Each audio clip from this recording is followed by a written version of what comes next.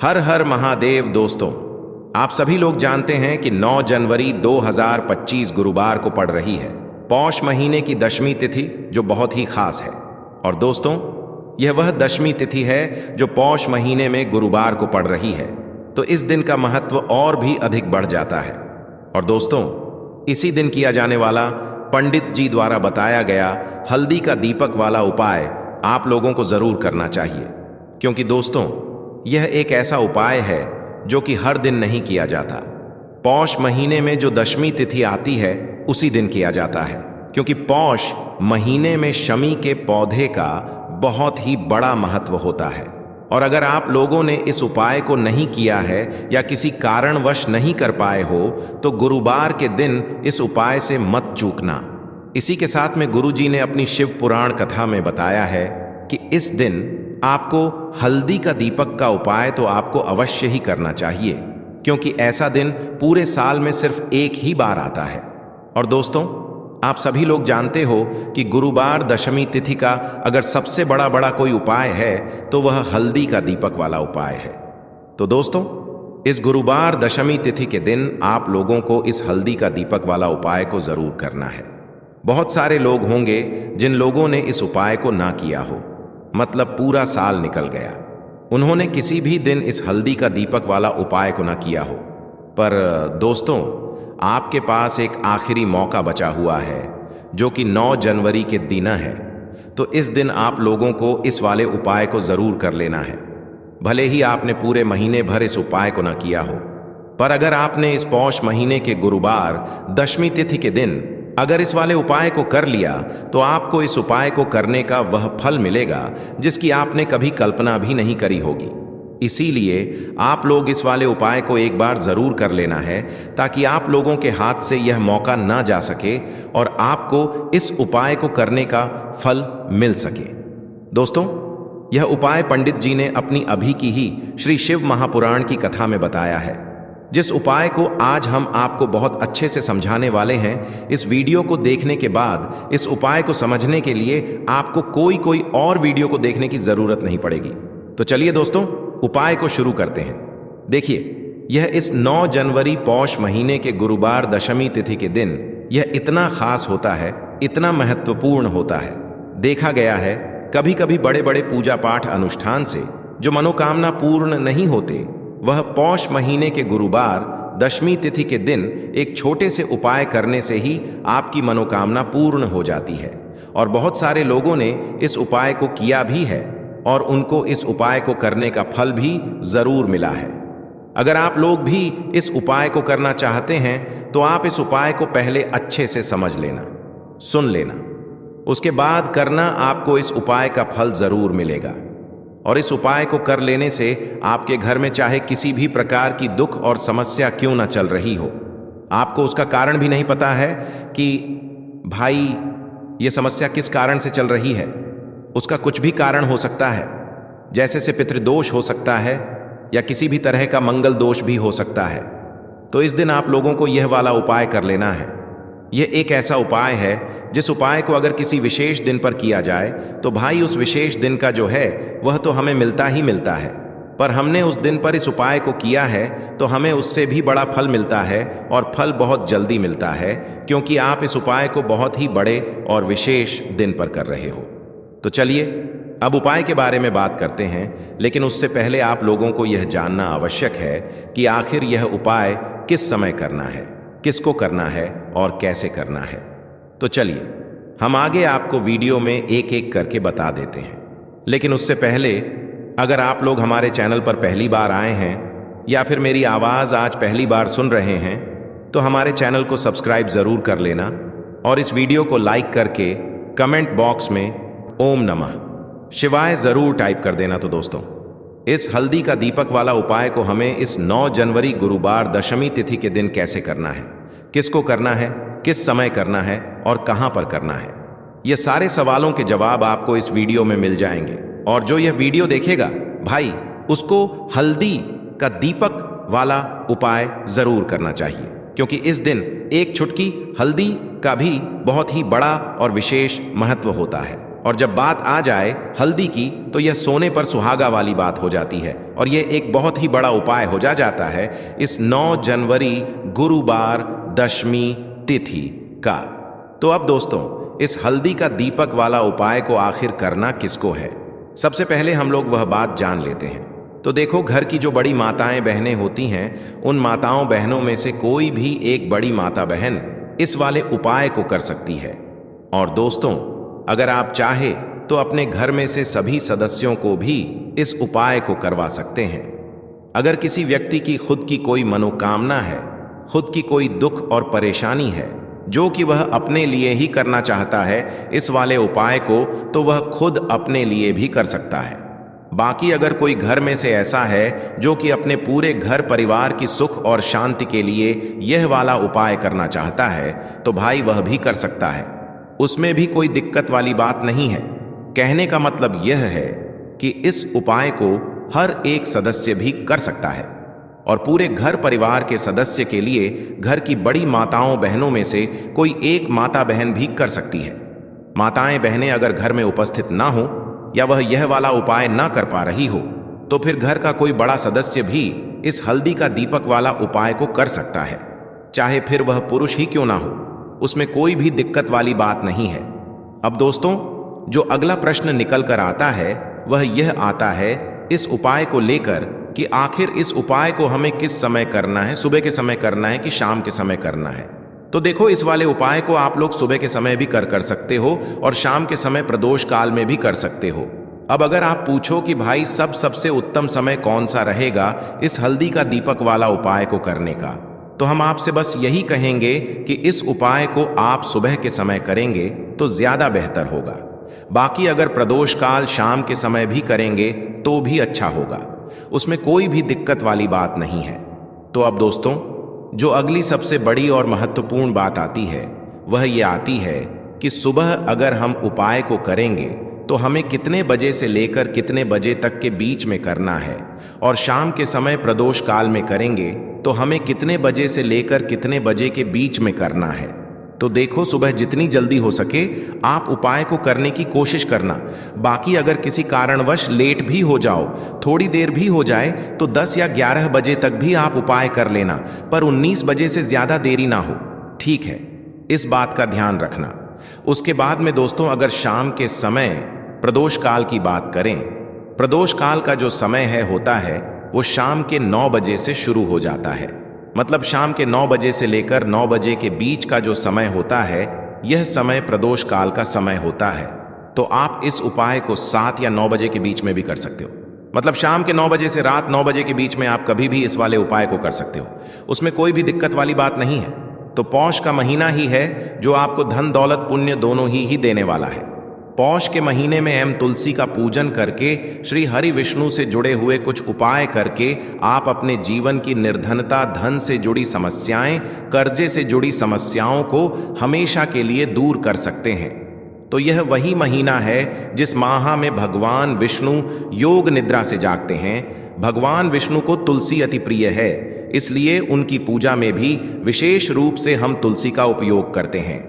और बिना तुलसी दल के, बिना तुलसी मैया के श्री हरि विष्णु की पूजा और उनका भोग दोनों ही अधूरे होते हैं। इसीलिए पौष के महीने में ऐसा उपाय आपको बताने वाले हैं जिसे करने से श्री हरि विष्णु की असीम कृपा आपको मिलेगी और मां तुलसी से ऐसा आशीर्वाद मिलेगा। जीवन का हर दुख, हर कष्ट, गरीबी, निर्धनता, कर्जे से जुड़ी समस्याएं, सब कुछ ही आपके जीवन से दूर हो जाएगा और सुख, समृद्धि, धन, वैभव, ऐश्वर्य सब कुछ आपको अपने जीवन में आसानी से मिलने लगेगा। तो चलिए बात कर लेते हैं कि कौन सा उपाय है, तुलसी के पौधे में कौन सी चीज आपको रखनी है और इस उपाय को किस समय करना है। देखिए, सबसे पहले तो आपको बता दें कि अगर आपके घर में तुलसी का पौधा नहीं है तो पौष के महीने में एक तुलसी का पौधा अपने घर में लाकर जरूर लगाएं, क्योंकि पौष के महीने में जो लोग अपने घर में तुलसी जी का पौधा लाकर लगाते हैं, माँ तुलसी का पूजन करते हैं, कभी भी मां तुलसी उनके घर में निर्धनता नहीं रुकने देती है। हमेशा उनके घर में धन की वृद्धि होती है, धन की वर्षा होती है। तो जरूर से तुलसी का पौधा आप पौष के महीने में अपने घर जरूर लेकर आएं और अच्छे से आपको मां तुलसी का पूजन करना है। मां तुलसी के पौधे की देखभाल करनी है और वह कौन सी चीज है जो आपको तुलसी के पौधे में पौष के महीने 9 जनवरी गुरुवार दशमी तिथि में रखना है, और कैसे यह चीज रखते ही रातों रात आपके जीवन में चमत्कार होगा और आपके भाग्य का भी आपको साथ मिलेगा। तो देखिए, जितनी भी दशमी तिथि होती हैं, यह श्री हरि विष्णु को ही समर्पित होती है। अब दशमी तिथि इसलिए भी महत्वपूर्ण हो जाती है क्योंकि यह चतुर्मास में आ है, और इस दिन श्री हरि विष्णु करवट बदलते हैं, करवट लेते हैं, वह योग निद्रा में होते हैं, और इसीलिए दशमी तिथि जो होती है, इस दिन का महत्व बहुत ज्यादा होता है। और अगर मनोकामना पूरी नहीं हो रही है तो ऐसा समझ लीजिए कि बड़ी से बड़ी मनोकामना भी आपकी पूरी होती है, और धन सुख समृद्धि तो घर में बढ़ती ही चली जाती है, क्योंकि यहां पर आपका भाग्य चमक जाता है। तो बात कर लेते हैं कि कौन चीज है जो दीपक में आपको डालनी है, कौन सा उपाय है, कैसे करना है, कौन कौन सी चीजें लेनी है और उपाय को किस समय करना है। तो देखिए, आपको बता दें कि जो उपाय आप करेंगे यह उपाय शाम के समय का है। दीपक के जितने भी उपाय होते हैं ज्यादातर शाम के ही होते हैं। अब तुलसी मैया जो कि श्री हरि विष्णु को सबसे प्रिय है, तो तुलसी मैया के पास ही यह दीपक आपको लगाना है। बहुत सारे लोग हैं जो कहेंगे कि घर में तुलसी का पौधा ही नहीं है, तब क्या करें? तो उसके लिए भी उपाय आपको बताएंगे। अगर तुलसी का पौधा नहीं है तो यह दीपक आप अपने घर में कहाँ लगा सकते हैं, लेकिन उससे पहले बात कर लेते हैं कि कौन कौन सी चीजें आपको लेनी है। सबसे पहले आपको लेना है, यहां पर आटा, गेहूं का आटा लेना है, उसे माल कर आपको दीपक तैयार करना है। इसी गेहूं के आटे में जब आप इसको मारेंगे, ठीक है ना, दीपक बनाएंगे आटे का, उसमें चुटकी भर पिसी हुई हल्दी आपको डाल लेनी है। अब आप देखेंगे कि आटा जो है यह पीला हो जाएगा, और इसी आटे से आपको दीपक बनाना है, ठीक है ना। हल्दी श्री हरि विष्णु से जुड़ी है। हल्दी आपके घर में धन को बढ़ाने का काम करती है, सौभाग्य को बढ़ाती है, और सारी शुभ चीजें आपके जीवन में लेकर आती हैं। तो चुटकी भर पिसी हल्दी डालेंगे और आटे का दीपक तैयार कर लेंगे। अब आपको क्या करना है, इस दीपक के अंदर शुद्ध देसी घी भरना है और रुई की गोल बाती लगानी है। आटे का दीपक जब भी आप बनाते हैं या आटे का दीपक जब भी आप लगाते हैं अपने घर में या कहीं पर भी, माँ अन्नपूर्णा भी प्रसन्न होती है, माँ लक्ष्मी भी प्रसन्न होती है, इसीलिए आटे के दी का बहुत महत्व है। अब यह दीपक तैयार हो गया है। अब शाम के समय में आपको अपने घर में तुलसी जी के पौधे के पास यह दीपक लगाना है। लेकिन दीपक लगाने का भी एक तरीका है। कैसे लगाएंगे? सीधे सीधे जमीन पर दीपक आपको नहीं रखना है। कोई प्लेट आप ले ले छोटी सी, उसके अंदर दीपक रख लें, वरना फूल की पंखुड़ियां आप ले लें और उसके ऊपर दीपक रखें। इस दिन चावल भूल कर भी नहीं लेना है, क्योंकि दशमी तिथि पर चावल का कोई भी उपाय नहीं किया जाता है। न चावल को खाया जाता है, न चावल की कोई चीज बनाई जाती है, ठीक है। न चावल नहीं लेने, बस यह चीज पूरी तरह से ध्यान रखनी है। अब प्लेट में दीपक रख के आपको तुलसी जी के पौधे के पास लगाना है। तुलसी मैया से कहना है कि हे तुलसी मैया, मेरे जीवन के दुखों को दूर करना, मेरे जीवन में धन सुख समृद्धि देना, मेरे घर में माँ लक्ष्मी का वास हो, आपकी कृपा मुझे मिले, श्री हरि विष्णु की कृपा मिले। अपने सारे दुख तुलसी मैया से कह देना, जो भी मनोकामना हो वह तुलसी मैया से कह देना। श्री हरि विष्णु के लिए यह दीपक मैंने लगाया है, और आपकी कृपा होगी तो मेरे जीवन का उद्धार होगा, मेरे जीवन के सारे दुख दूर हो जाएंगे।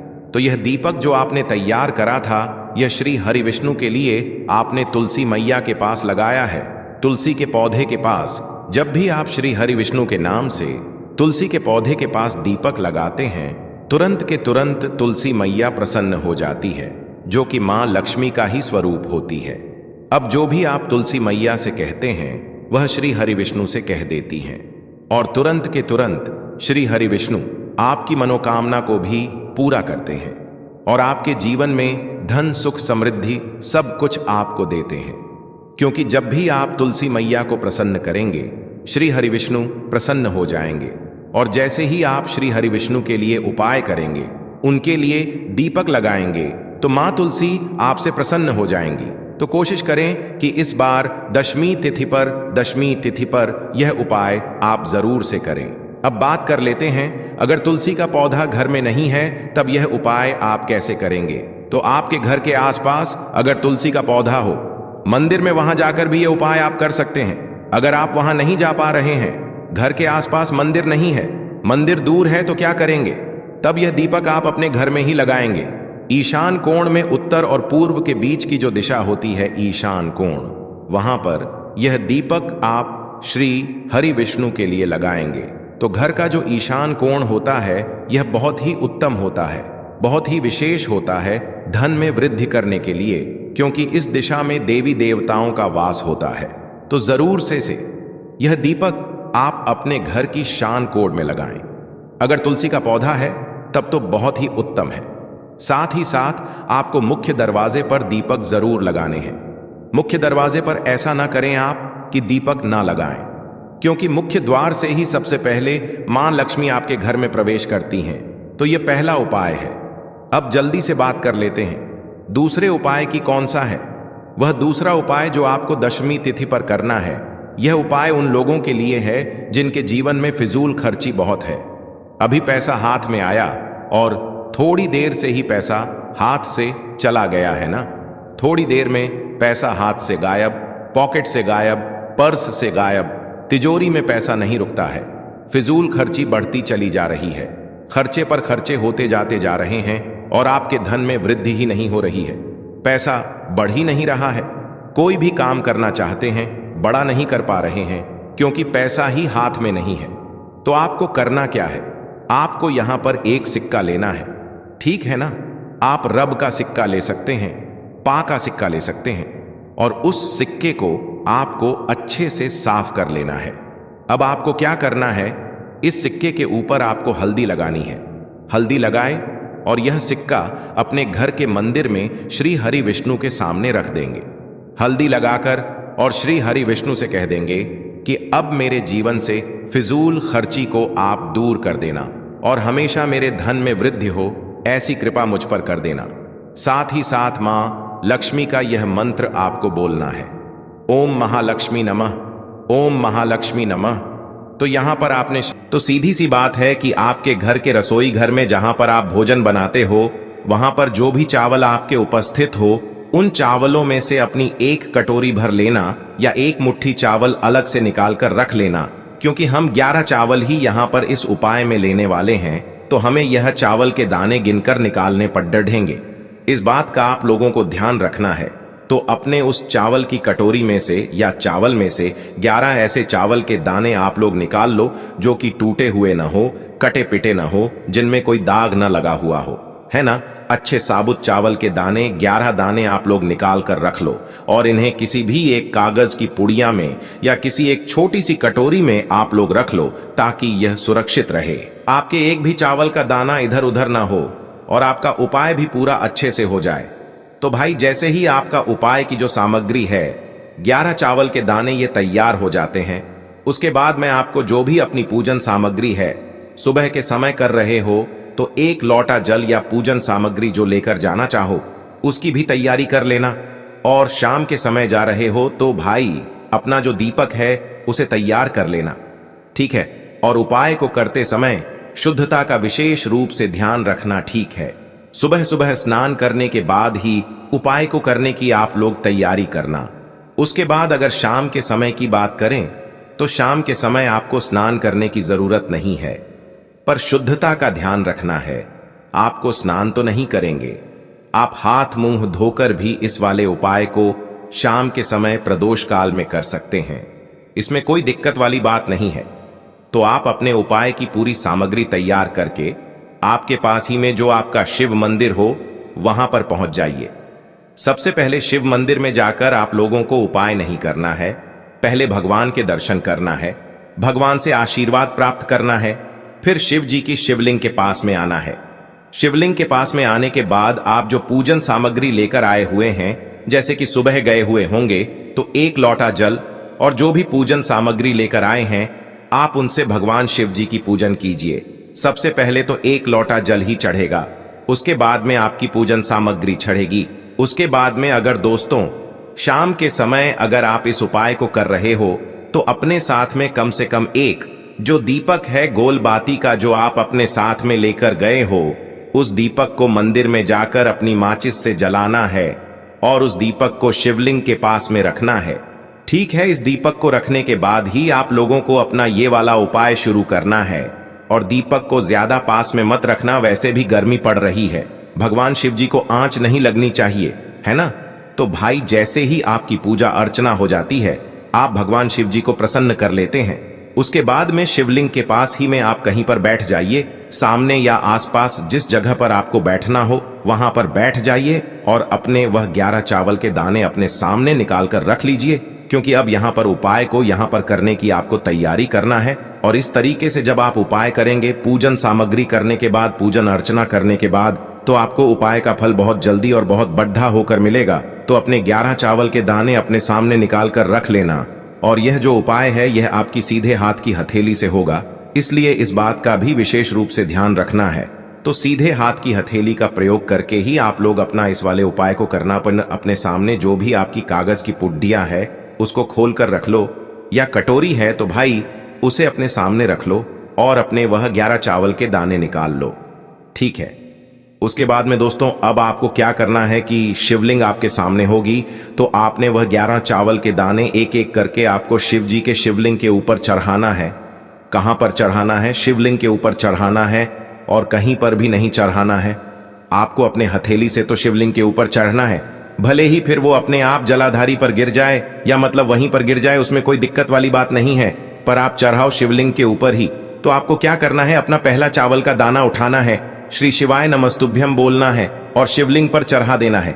इसी तरीके से दूसरा चावल का दाना उठा है, शिवलिंग पर चढ़ाना है और मंत्र बोल देना है।